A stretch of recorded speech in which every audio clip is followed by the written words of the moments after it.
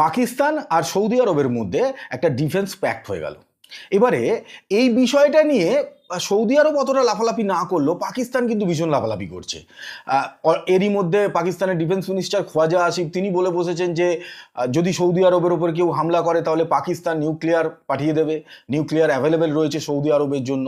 যদিও এই কথা পাকিস্তান কিন্তু যখন ইসরায়েল ইরানের ওপরে হামলা করেছিল তখনই বলেছিল যে পাকিস্তান গিয়ে ইসরায়েলের ওপর পরমাণু বোমা ফেলে আসবে, কিন্তু তারপরে দেখা গেল যে পাকিস্তানকে কোথাও পিকচারে খুঁজে পাওয়া গেল না। এমনকি নিজের দেশের বর্ডারটাকে বন্ধ করে বসে রইল যে যাতে যদি আমেরিকা ইসরায়েল বড়সড় কোনো হামলা করে ইরানের ওপর তাহলে ইরানের মানুষ পাকিস্তানে ঢুকতে না পারে। তো এই হলো পাকিস্তানের চরিত্র। যদিও এই যে ডিফেন্স প্যাক্ট সৌদি আরব এবং পাকিস্তানের মধ্যে হয়ে গেল, এটা নিয়ে কিন্তু মিডিয়া হাউস তারা কিন্তু বলছে যে এটা ভারতের জন্য অবশ্যই একটা দুঃসংবাদ। কিন্তু সত্যিই কি ভারতের জন্য দুঃসংবাদ, নাকি এটা আসলে আমেরিকার জন্য দুঃসংবাদ? ভারতের জন্য যতটা বলা হচ্ছে ততটা দুঃসংবাদ বোধহয় নয় বলেই আমার মনে হচ্ছে। এটা বুঝতে গেলে প্রথমে আমাদের দেখতে হবে যে সৌদি আরব যে পাকিস্তানের সঙ্গে এই ডিফেন্স প্যাক্টটা করলো, কেন করলো। এটার পেছনে সৌদি আরবের কিন্তু দুটো প্ল্যান। প্রথম হচ্ছে যে ইরান তার প্রক্সি ওয়ারটা লড়ার জন্য একদিকে গাজাতে হামাসকে তৈরি করলো, উল্টো দিকে লেবাননে হিজবুল্লাহ তৈরি হলো, আর ইয়েমেনে হুতি তৈরি হলো। এইবারে ইরান হচ্ছে একটা শিয়া মুল্ক আর সৌদি আরব সুন্নি দেশ।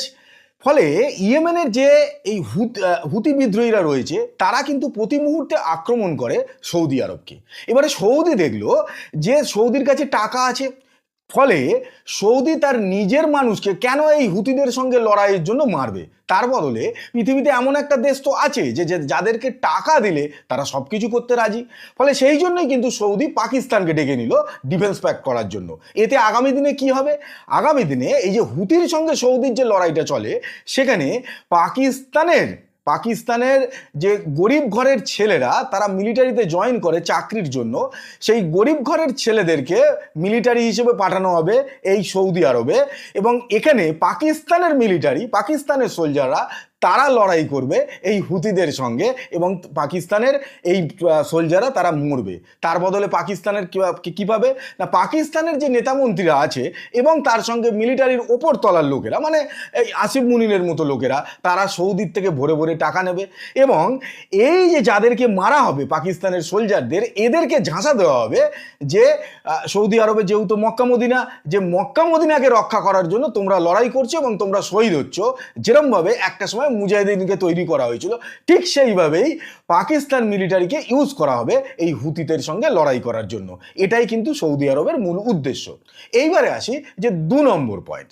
2 নম্বর হচ্ছে যে সৌদি আরব আমেরিকাকে একটা বার্তা দিতে চাইল যে সৌদি আরব এবং কাতার এরা কিন্তু বহুদিন ধরেই আমেরিকার বন্ধু দেশ, আমেরিকার এয়ারবেসও রয়েছে এই সমস্ত দেশে, কিন্তু তারপরেও ইসরায়েল কাতারে হামলা করে বসলো।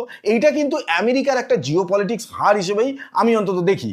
তার কারণ যে এই যে হামলাটা হলো, এতে কি হলো, আরব মুল্ক যেগুলো রয়েছে এবং যারা পয়সাওয়ালা মানে সৌদি, কাতার, ইউএই, এরা বুঝতে পারলো যে আদতে আমেরিকার ওপরে ভরসা পুরোটা রাখা বোধহয় ঠিক নয়। কারণ যখন আমেরিকার দরকার পড়বে তখন ইউজ করবে, যখন আমেরিকার প্রয়োজন মিটে যাবে তখন কিন্তু আমেরিকা দূরে সরে ফেলে দেবে। না হলে কাতারের ওপরে যে হামলাটা হলো এটা কিন্তু আমেরিকা চাইলে খুব ইজিলি আটকাতে পারত, কিন্তু সেটা আমেরিকা করলো না। ফলে আমেরিকাকে বার্তা দেওয়ার জন্য সৌদি পাকিস্তানের সঙ্গে একটা ডিফেন্স প্যাক্ট করলো যে এরম একটা দেশের সঙ্গে ডিফেন্স প্যাক্ট করতে হচ্ছে যাদের নিউক্লিয়ার আছে, এটা তারা বলে, কিন্তু তাদের নিজেদের অধিকার নেই সেই নিউক্লিয়ারের ইউজ করার। সেটা সম্পূর্ণভাবে ডিপেন্ড করে থাকে আমেরিকার ওপরে যে আমেরিকা কি বলবে, কিভাবে ইউজ করতে বলবে, সেই মতোই পাকিস্তানকে করতে হবে। কিন্তু তারপরও এই দেশের সঙ্গে সৌদিকে ডিফেন্স প্যাক্ট করতে হলো। ফলে আদতে আমেরিকার কিন্তু এতে জিওপলিটিক্স হার হলো যে দুনিয়ার কাছে এই বার্তাটা পৌঁছে গেল যে আমেরিকা আর এই দুনিয়ার দাদা নেই। দাদার যে পদবি সে এতদিন ধরে মেনটেন করে আসছিল, সেই পদবি থেকে সে কিন্তু নেবে গেছে। এইবারে যদি বিষয়টাকে ভারতের দৃষ্টিকোণ থেকে দেখা যায় তাহলে দেখা যাবে যে সৌদি কি সত্যিই ভারতের বিরুদ্ধে কিছু করবে। কারণ একদিকে সৌদি $100 বিলিয়ন ভারতে ইনভেস্ট করে বসে রয়েছে, ইনফ্রাস্ট্রাকচার, টেকনোলজি, এই সমস্ত বিভিন্ন ক্ষেত্রে সৌদি ইনভেস্ট করে রেখেছে। ফলে পাকিস্তানকে সাপোর্ট করতে গিয়ে সৌদি কি সত্যিই ভারতের বিরুদ্ধাচরণ করবে? আমার তো মনে হয় না। আরেকটা ইনফরমেশন দিয়েও এটা বোঝা যায় যে সৌদি এই কাজটা করবে না, তার কারণ সৌদি এটা প্ল্যানিং করেছে যে 2030-এর মধ্যে অন্তত 7.5 মিলিয়ন ভারতীয়দের ট্যুরিস্ট হিসেবে সৌদি আরবে নিয়ে যাওয়ার, মানে যাতে ভারতীয়রা ট্যুরিস্ট হিসেবে সৌদি আরবে ঘুরতে যায়। তার কারণ আরবের যে সমস্ত দেশগুলো আছে, মানে সৌদি, কাতার, ইউএই, এরা কিন্তু আজকে বুঝে গেছে যে শুধু পেট্রোলের ওপর নির্ভর করে আগামী দিনে বাঁচা যাবে না, তাই এরা কিন্তু আদতে ট্যুরিজমের দিকে আস্তে আস্তে কিন্তু ঝুঁকছে। সেই জায়গা থেকে ভারতের যে মানুষরা রয়েছে, ইন্ডিয়ান সিটিজেনরা যাতে সৌদি আরবে ঘুরতে যায়, সেইটার ব্যবস্থা কিন্তু সৌদি করছে এবং তার জন্য দীর্ঘমেয়াদী প্ল্যানিং করেছে। তার মানে এখান থেকে বোঝা যাচ্ছে যে ভারত আর সৌদির যে প্ল্যানিং সেটা কিন্তু স্বল্পমেয়াদী নয়, দীর্ঘমেয়াদী প্ল্যানিংয়ে রয়েছে এবং দীর্ঘমেয়াদী চুক্তি ভিত্তিতেই তারা কাজ করছে যাতে আগামী দিনে দুই দেশ অর্থনৈতিক সমৃদ্ধির দিকে এগিয়ে যেতে পারে।